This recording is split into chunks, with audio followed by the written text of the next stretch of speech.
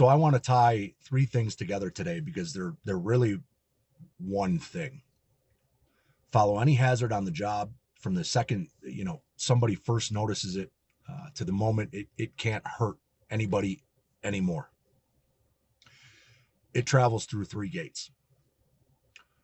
Somebody has to say it. Somebody has to stop and fix it. And we have to build a control that actually holds. Miss any one of those three, and that hazard makes it all the way to somebody's body. So we're going to walk all three of them. Gate number one, somebody has to say it.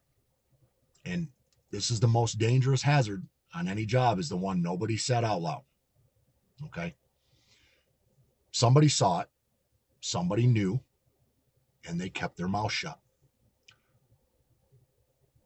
And it's not because they didn't care. It's fear. Every time it's fear. Scared to be wrong, scared to look stupid, scared because it's the boss doing it. And he must know what he's doing. Let me tell you something.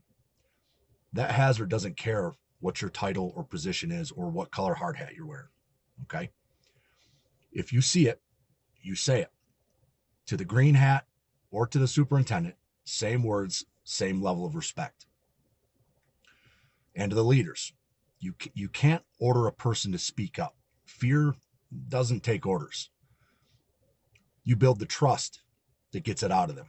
And then you show them you care more about fixing the problem than blaming somebody for it. Because the day you blame the messenger is the last day anybody comes up to you and tells you anything. Gate number two, stop and correct it. Okay. So it got said. Now what? We stop and correct it. Now, not next week, not on the next one. Now. Because a small problem you walk past doesn't stay small. The problem you ignore today is the incident you write up next week, next month. But stopping it today is enough. A true leader asks the next question. Why did this happen? And how do I make sure it never happens again? That's policy. That's procedure. That's self-reflecting and controlling your ego. Pointing the finger at me. Fixing the problem is the field. Fixing the cause is the leader. And you look at every problem on the job and you say, that's mine. Because the second you own it, you have the power to fix it. Gate number three, the fix has to hold. And here's where most of us stop too early. We put a control in place and we feel pretty good about it. But not every control is equal. So ask the question, does this control depend on a person doing something or doing something right? Because if it does, it's the weakest one we've got. Almost as weak as PPE, which is the last line of defense.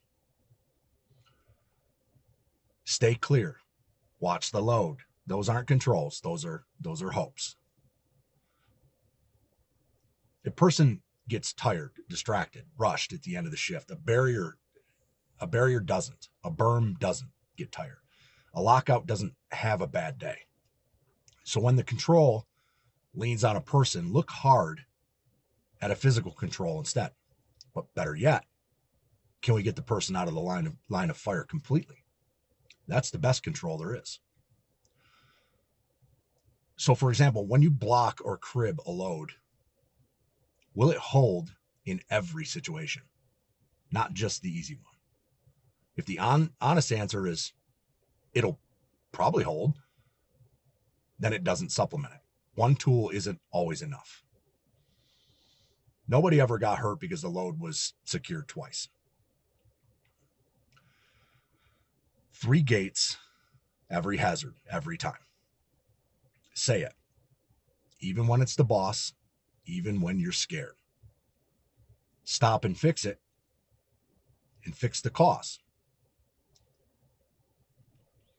Build a control that holds instead of one that hopes. Say it, fix it, engineer it out, That's not 3 talks. That's one job, and it's how a crew goes home.